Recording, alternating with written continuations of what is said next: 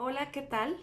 En esta ocasión vamos a abordar cómo reconocer el estructuralismo del filósofo francés Gilles Deleuze, un autor apasionante cuya propuesta filosófica pues implica un sacudimiento completo al logos tradicional en la filosofía y evidentemente se inserta en un camino teórico ya andado desde inicios del siglo XX, en que se cuestionó al sujeto trascendental, la concepción de la verdad como unidad y como absoluta y universal, en fin, ¿no? Una serie de cuestionamientos en los cuales él se incluye.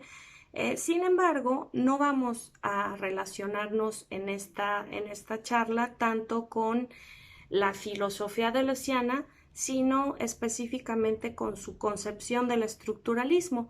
Esto quizás sirve más como una introducción al autor que como un repaso de sus postulados que van mucho más allá, ¿no? En lógica del sentido, diferencia y repetición, el antiedipo, estas obras en donde se configura algunos de los conceptos que ya se abordarán en este texto, pero en fin, será un breve texto en el que sobre todo el objetivo es que precisamente podamos entender a qué se refiere esta corriente estructuralista de la cual hablamos a lo largo del curso al cual pertenecen estas sesiones, el curso de lingüística y etnología. Entonces, el estructuralismo tan nombrado, tan citado, ¿qué es realmente? La respuesta la daremos a partir de la voz de Deleuze en este texto escrito en el 67, pero publicado unos cuantos años después.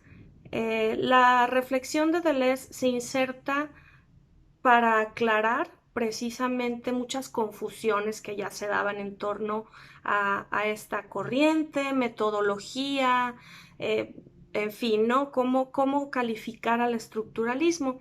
Primero que nada, Deleuze comienza este texto diciendo que antes que definir qué es el estructuralismo, porque en realidad no lo podríamos hacer, no se puede definir qué es el estructuralismo porque no se define en términos identitarios. Entonces, lo que va a hacer Deleuze es una especie de construcción del estructuralismo, del concepto estructuralista, y parte del quién es, de la pregunta quién es estructuralista, para lo cual él menciona a una serie de autores, algunos de los cuales la mayoría, ¿no? Con excepción de Althusser, los revisamos en el curso de lingüística y etnología. Él menciona a Jacobson, que sabemos en el campo de la lingüística, sobre todo en su cruce con la poesía, pues contribuye muchísimo a la comprensión de la llamada por él función poética. Menciona a Levi-Strauss, que sabemos que también en la antropología pues precisamente es quizá el fundador de un método formalmente estructuralista en donde se desplaza de todo el aparato teórico lingüístico y lo aplica precisamente a la disciplina de la antropología, a las relaciones de parentesco y otras prácticas sociales de diversos grupos sociales considerados primitivos, que él defiende mucho el que no se consideren primitivos en un sentido peyorativo, y reivindica precisamente las estructuras que ya prevalecen en estas sociedades primitivas, así llamadas en la tradición occidental. Deleuze menciona también a Lacan, por supuesto, que lleva todo el campo de la lingüística al psicoanálisis.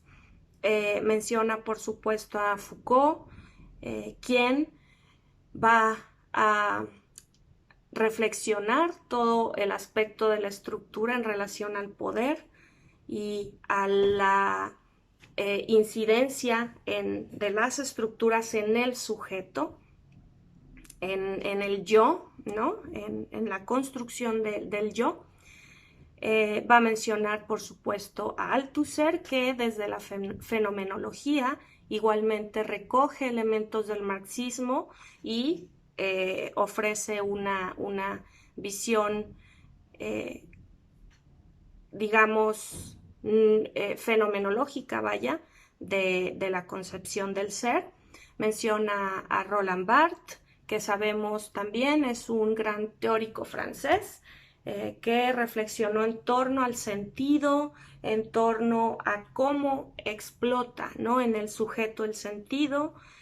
Y en fin, ¿no? En todo caso, lo que Deleuze quiere mostrar es que vamos a encontrar al llamado estructuralismo en una diversidad de dominios amplísima. Y lo que sí, en todo caso, es coincidente es que se trata de una concepción teórica o un acercamiento teórico que parte de la noción de estructura o sistema.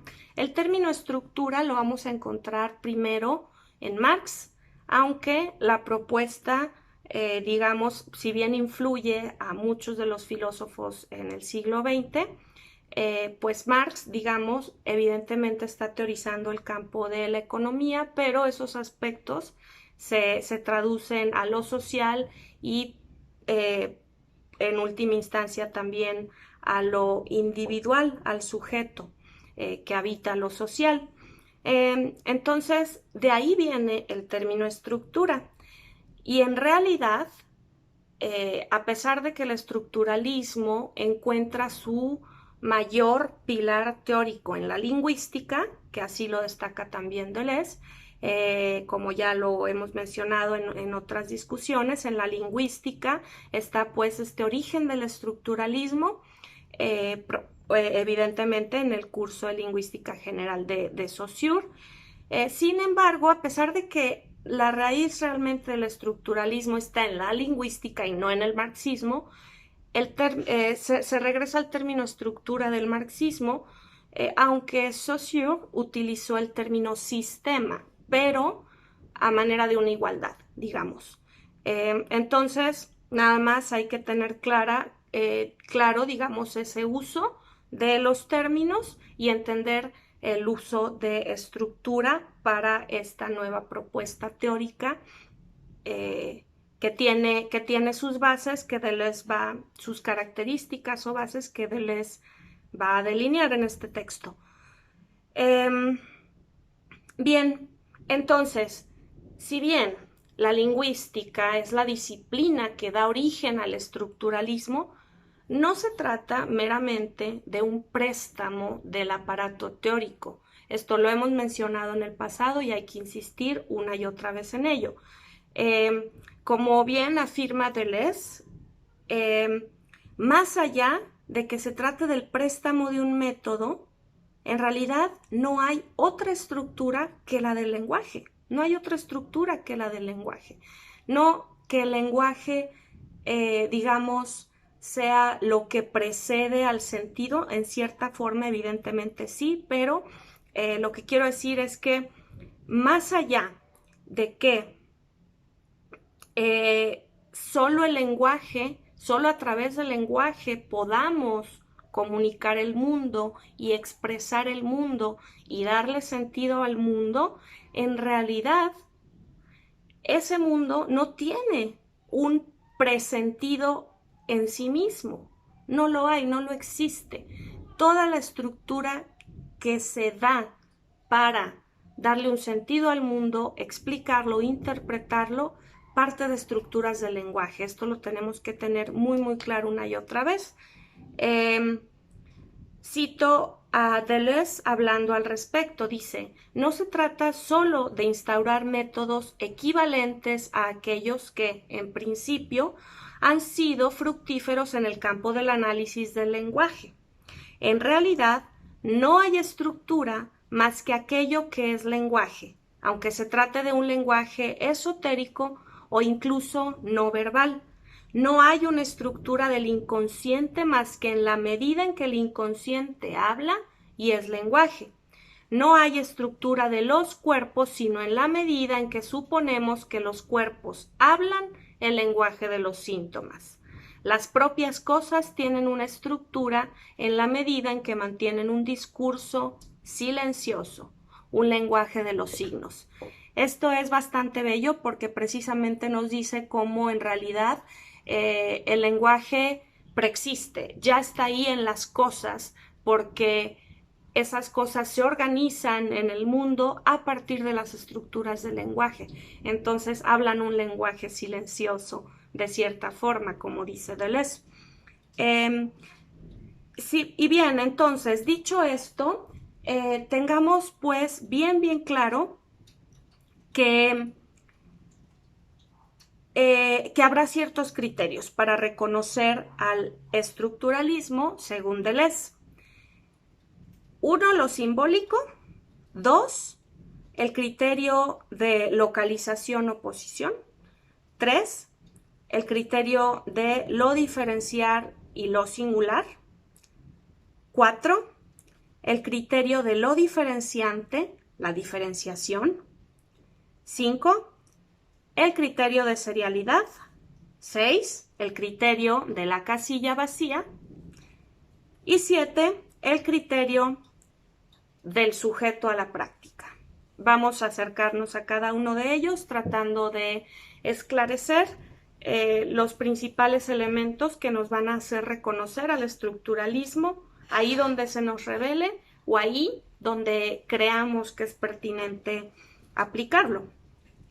Respecto al criterio simbólico, lo que nos explica Deleuze es que es bastante común entender un mundo de realidad, una realidad que opera circundante, que está ahí, fehaciente, contra un mundo que prevalece en la imaginación.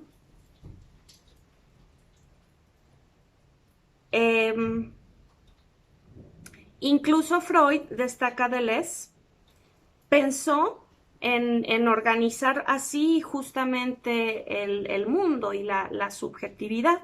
Por un lado hay un principio de realidad, que es un principio de decepción, que si estuviéramos totalmente expuestos a la realidad de esta forma, no podríamos vivir, dice Freud. En realidad esa realidad, valga la redundancia, decepcionante, va a ser suprimida por un principio del placer, que es una especie de satisfacción alucinatoria y que también se puede entender como el principio de la neurosis.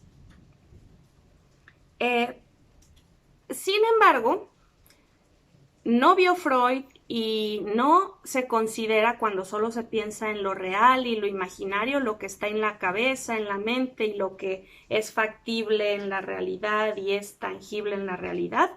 Lo que tenemos en el estructuralismo es la develación de un tercer nivel, que es el de lo simbólico.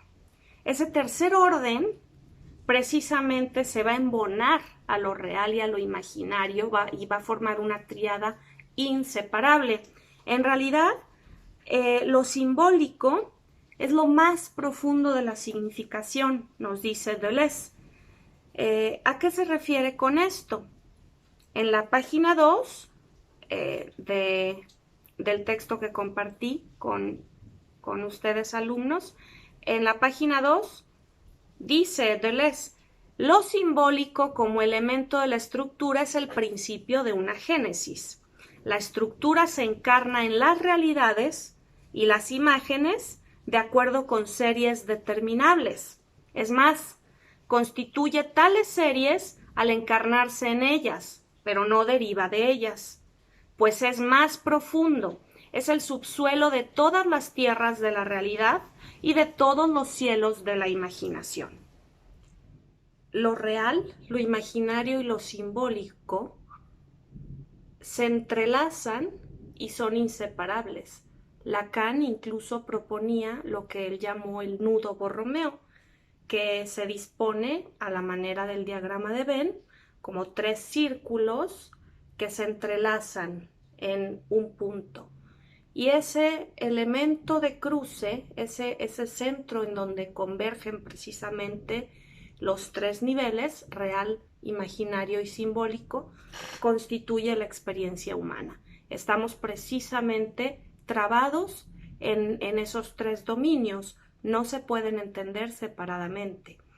Aún así, dice Deleuze, no sabemos qué es lo simbólico, pues lo simbólico tampoco es que se pueda explicar a partir de lo imaginable o de lo real, tangible y factible, como decíamos. En realidad, lo simbólico tiene que ver con el orden de la estructura. Y si tiene que ver con el orden de la estructura, entonces tiene que ver con el orden de la teoría. En ese sentido, lo simbólico es la producción de un objeto teórico original y específico. Específico porque siempre va a aplicar a un contexto bastante determinado y, asimismo, se busca que sea original porque se trata de explorar una mirada nueva siempre a las prácticas sociales, a los fenómenos culturales, etc. De manera que lo simbólico va a estar ahí presente cuando se proponga una estructura teórica que busca analizar un fenómeno determinado. Por ejemplo, en el caso de Lévi-Strauss, él proponía una estructura determinada para explicar las leyes del parentesco. Asimismo, Greimas hizo lo propio para hacer una propuesta de cómo funciona el relato narrativo. En fin, esas son estructuras que se vuelven hasta cierto punto hegemónicas en el contexto del estructuralismo y, sin embargo, no quiere decir que solamente esas propuestas son consideradas como estructuras válidas. Es decir, cualquiera puede proponer una estructura o estructuras de hecho porque las estructuras no funcionan separadamente. Eso lo vamos a ver en un momento también en este texto de Deleuze. Lo que tenemos pues es que lo simbólico opera ahí donde podemos percibir una estructura que determina un orden determinado del sentido. Y bueno, y esto se va a dar entrelazadamente, pero eso lo expondrá Deleuze un poco más adelante. Por lo pronto pasa a un segundo criterio, el local o de posición. ¿Qué quiere decir? Bueno, una vez que se ha explicado en términos amplios la concepción de estructura, hay que entender que al interior de la estructura se juegan distintas posiciones. Los elementos que conforman a una estructura juegan una posición en esta misma estructura precisamente. Y esto nos ayudará, por supuesto, a seguir esclareciendo qué es lo simbólico. Y dice Deleuze, en precisamente una acción muy deconstructiva, antes de decir qué es lo simbólico, digamos que no es lo simbólico, y de antemano dice que aquello que es una realidad preexistente, aquellos mundos imaginarios que ya, digamos, están construidos para precisamente articularlos en la imaginación, eso no es lo simbólico, porque lo simbólico no lo podemos imaginar, opera plenamente en el campo de lo abstracto, lo teórico, decía Deleuze hace un momento. Entonces, lo que tenemos es que los elementos de la estructura no tienen una denominación extrínseca, es decir, fuera de la estructura no se podrían entender, ni tampoco tienen una significación intrínseca, es decir, tampoco quiere decir que en sí mismos y de manera aislada, dentro de la estructura, signifiquen algo. Es decir, siempre van a significar en relación a otro elemento de la estructura. La lógica es más bien relacional, no de significación unitaria. Pensemos en el caso de Lévi-Strauss, de nuevo, evidentemente emblemático en el campo del estructuralismo. En Lévi-Strauss, lo que tenemos es que los elementos de la estructura solo van a tener un sentido según la posición que tomen, según el lugar que ocupen. Así, por ejemplo, en las relaciones de parentesco, si decimos, por ejemplo, hijo y padre, en sí mismo el elemento hijo no puede significar sin el elemento padre. Recordemos que esto es del campo de lo simbólico, no quiere decir que en el campo material, si por alguna razón está ausente el padre, entonces no hay hijo en un sentido existencial. No, esto es en el campo de lo simbólico. Entonces pensemos en el lenguaje mismo. La palabra hijo no puede significar si no tiene a su par, que es padre. Y por otro lado va a tener también una relación con la dupla hija, ¿no? Entonces siempre hijo va a tener un sentido si se le relaciona con padre y va a tener otro sentido si se le relaciona con hija. Entonces los elementos pues no van a funcionar aislados, sino en una lógica relacional.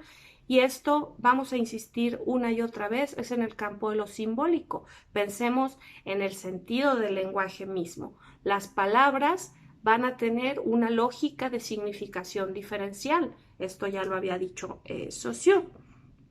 Entonces, esto tiene un sentido topológico. Así va a ser, tal va a ser la aspiración científica que el estructuralismo plantea, nos dice Deleuze, así como incluso en la biología se da una dinámica similar o analógica con los genes y la lógica del concepto loci, que significa lugar en latín. Se trata de lugares susceptibles de cambiar de relaciones en el interior del cromosoma. Entonces, así vamos a tener también en las estructuras simbólicas que operan en la cultura, en la sociedad, al interior de los individuos. Entonces, esto, pensemos, es muy similar, bueno, no similar, más bien evidentemente trae a colación el concepto de bricolage, que ya hablábamos con Lévi-Strauss. El bricolage era la capacidad de que precisamente se concibiera una estructura y se integraran elementos que aparentemente son disímiles a los elementos del interior de la estructura, que aparentemente romperían un orden de significación, pero se resignifican. Entonces, el bricolage, nos decía Lévi-Strauss, siempre va a tener un sentido hic et nunc, es decir, en el aquí y el ahora, en el momento en que un observador se enfrenta a ese bricolage, a esa conjunción de elementos para cobrar un sentido diferente. Asimismo, pensemos también en la clasificación que cita Foucault en el prefacio a las palabras y las cosas, la clasificación que da Borges en un cuento, el idioma analítico de John Wilkins, esa clasificación propuesta en una supuesta enciclopedia china, en donde los animales se dividen en los que acaban de romper el jarrón, lechones, etcétera, los incluidos en esta lista, y una serie de elementos caóticos, pero que precisamente lo que exponen es cómo el lenguaje en sí mismo genera estructuras que significan al interior de las estructuras, es decir, las estructuras se legitiman a sí mismas de cierta forma, se actualizan y van a significar siempre ahí. Ahora, estas posiciones de la estructura son anteriores a las cosas y los seres reales que los ocupan. Pensemos que las estructuras en la sociedad precisamente implican posiciones que se van a ocupar por los individuos.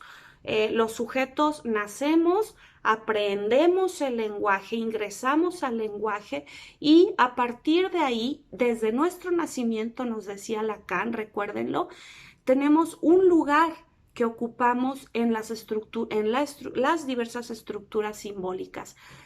somos de antemano un nombre específico que nos sitúa en una familia concreta, en un contexto cultural concreto, y ya tenemos de antemano una posición, digamos. Aquí, por supuesto, esto nos trae sin duda a la mente la concepción del juego.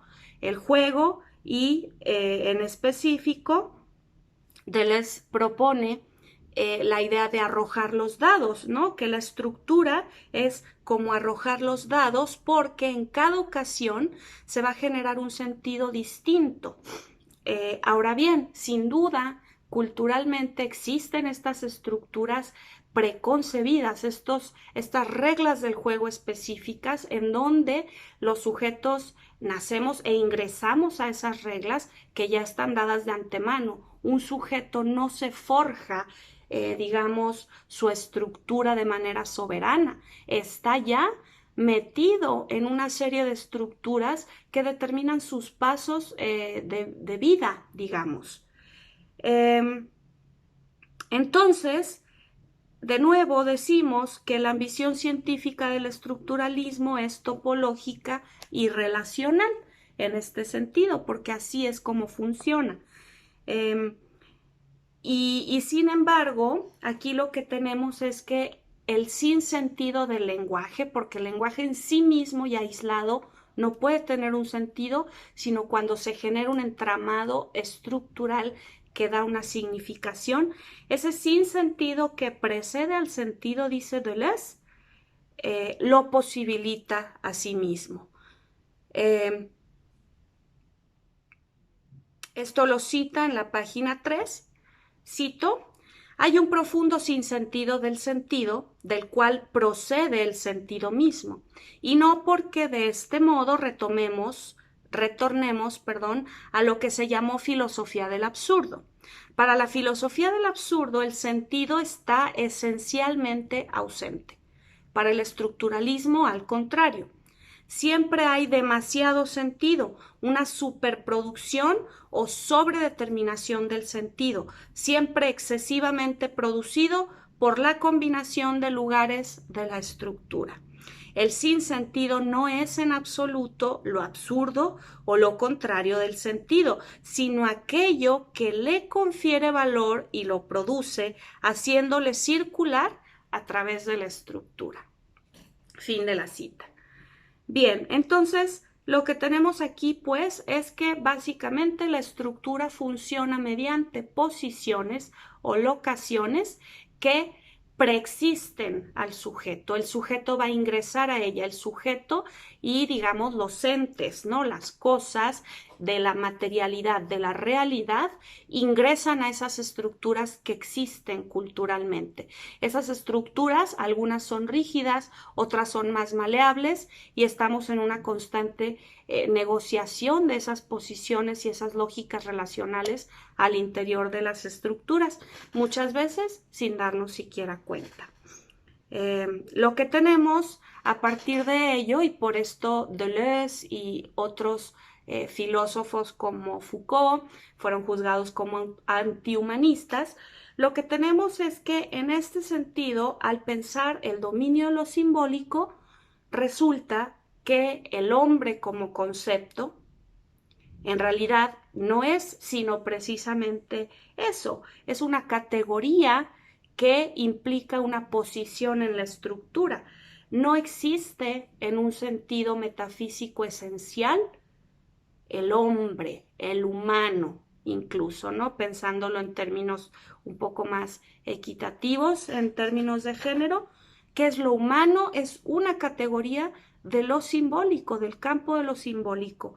Y eso implica o da un carácter imaginario a este concepto del hombre, o también al concepto humanista lo devela como ideológico. En realidad es ideología, el concepto de lo humano o del hombre.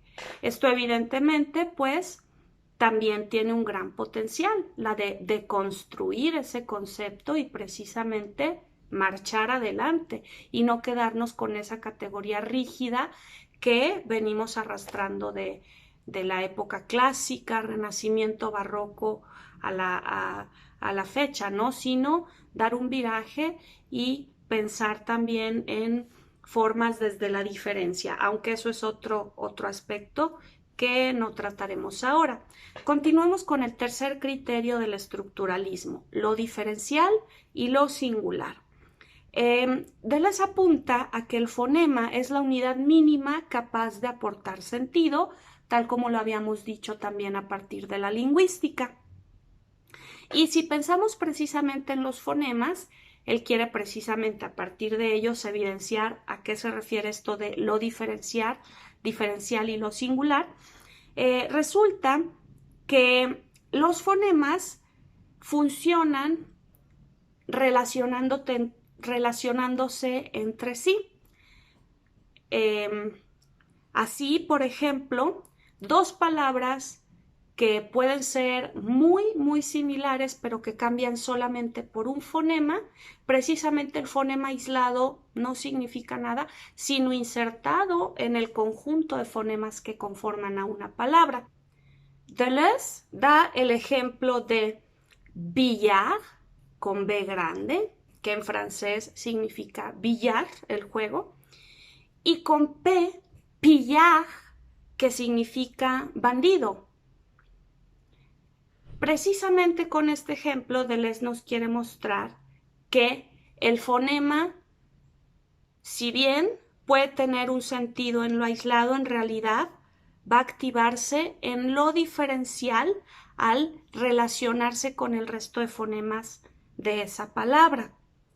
Se trata de una lógica de relaciones, son elementos simbólicos que se relacionan entre sí a partir de singularidades o posiciones. Digamos que lo singular va a ser la posición, pero nunca va a operar en sí misma.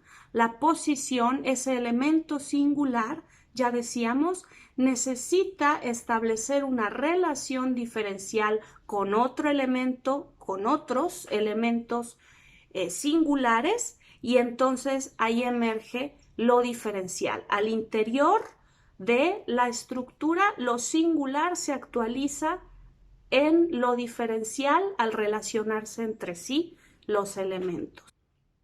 Vamos con el cuarto criterio, lo diferenciante, la diferenciación. Esto implica que, si bien en el criterio anterior hablábamos de las posiciones al interior de la estructura que entre sí son singulares en su unidad, pero no significan nada sino en la relación diferencial que tienen entre sí. Pues bien, ahora bien, también es cierto que esas relaciones diferenciales, esas reglas del juego de la estructura son virtuales. La estructura siempre es virtual y abstracta. No es que exista en la realidad. Siempre lo simbólico va a ser del campo de lo abstracto, no lo podemos imaginar. Cuando lo imaginamos, es decir, cuando pensamos en sujetos y entes que efectivamente ocupan una posición de la estructura y, digamos, representan o están determinados por una estructura, ahí donde se actualiza la estructura, vamos a tener este criterio de lo diferenciante. Es decir, una misma estructura, pensemos en la estructura de la familia simplemente, ¿no? La estructura básica de madre, padre, hijos. Esa estructura en sí misma, digamos, es virtual, porque ¿quién es la mamá? ¿Quién es el papá? ¿Quién es el hijo? Pues no son nadie en concreto, ¿no? Son funciones, son posiciones en una estructura. Pues bien, ahí cuando se actualizan y yo puedo decir en concreto sujetos, ¿no? Una familia en específico formada por la madre que se llama de tal forma, el padre que se llama de tal otra y el hijo que se llama asá. Pues bien, esos sujetos que ya son, digamos, del campo de la realidad, esos sujetos actualizan la estructura y ahí es donde se da el criterio de lo diferenciante o la diferenciación.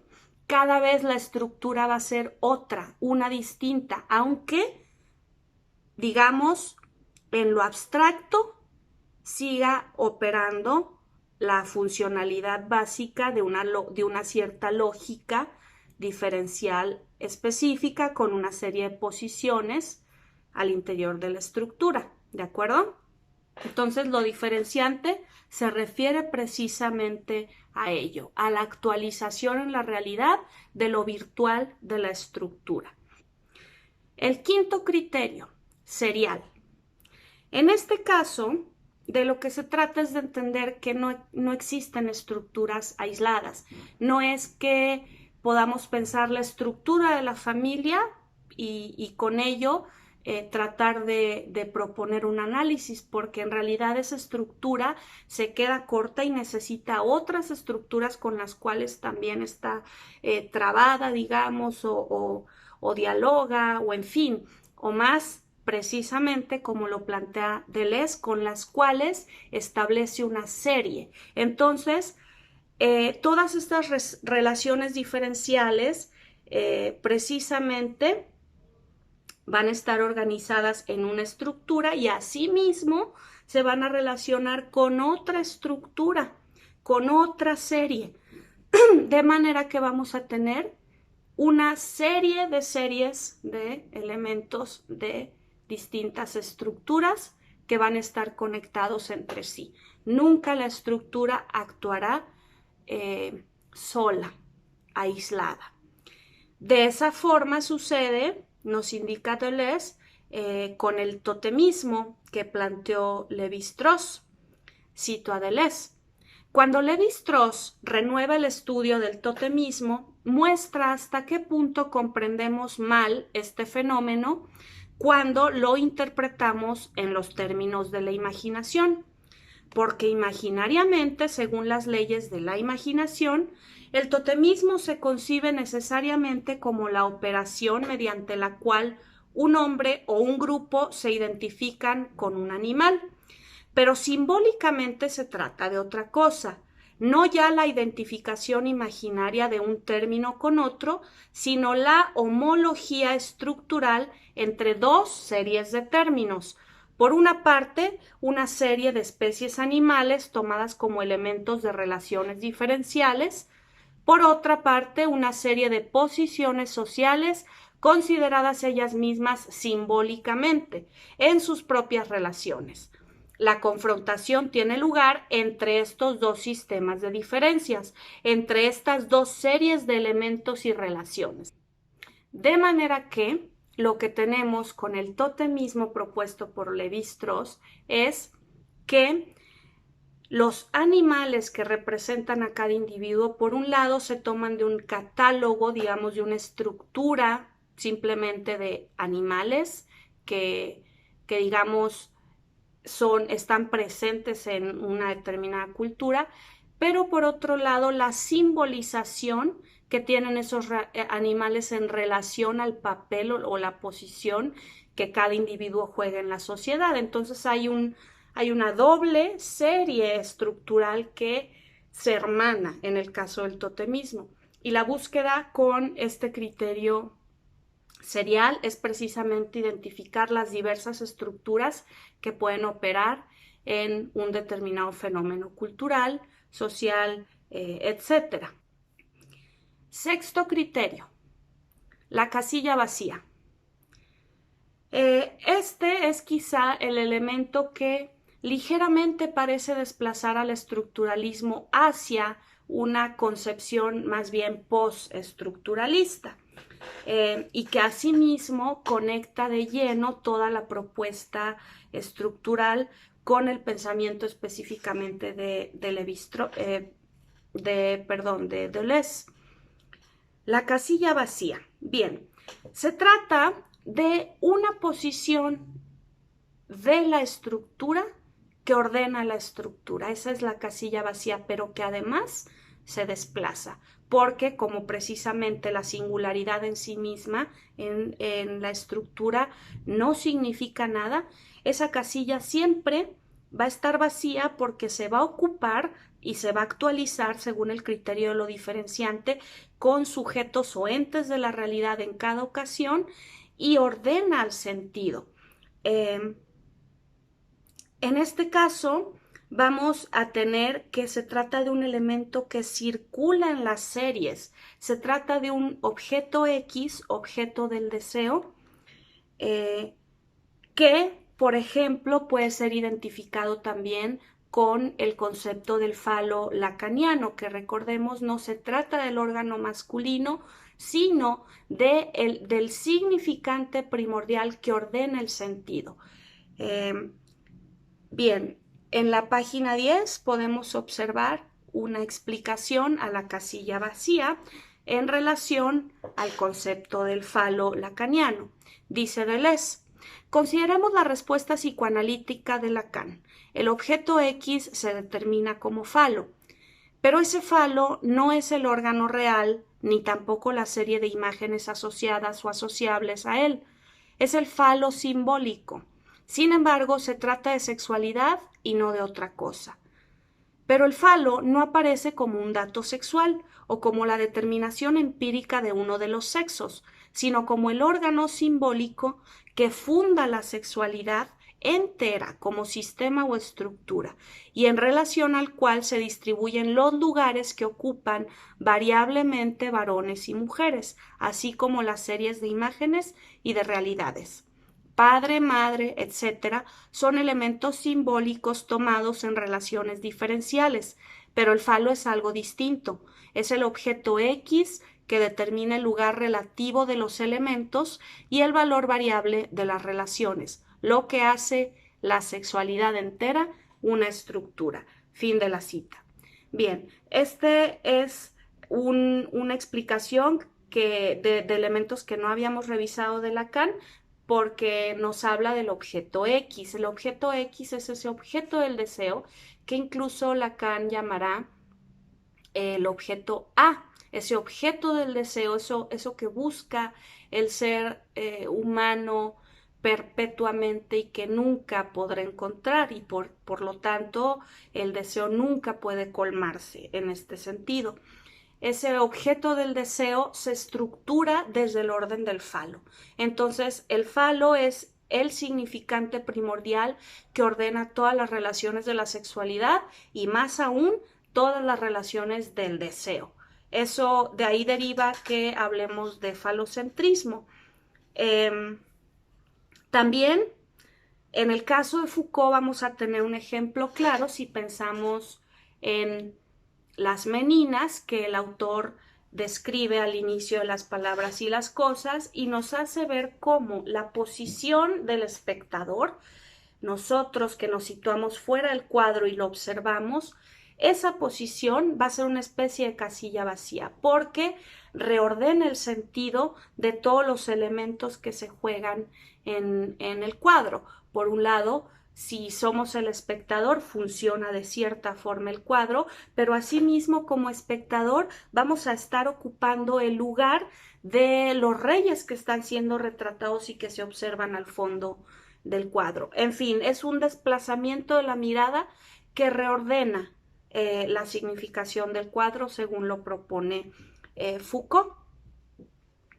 Así lo explica Deleuze en la página 11. Dice: tiene razón Foucault cuando al plantear el problema de las relaciones entre etnografía y psicoanálisis dice: se cortan en ángulo recto, puesto que la cadena significante mediante la que se constituye la experiencia única del individuo es perpendicular al sistema formal a partir del cual se constituyen las significaciones de una cultura.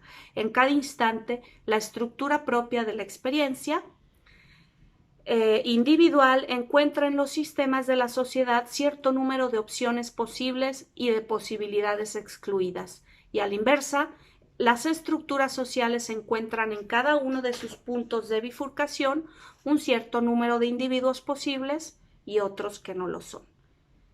En todo caso, siempre va a haber un elemento que ordene la estructura. Lo que debemos buscar es precisamente cuál es ese elemento, cuál es ese significante que ordena.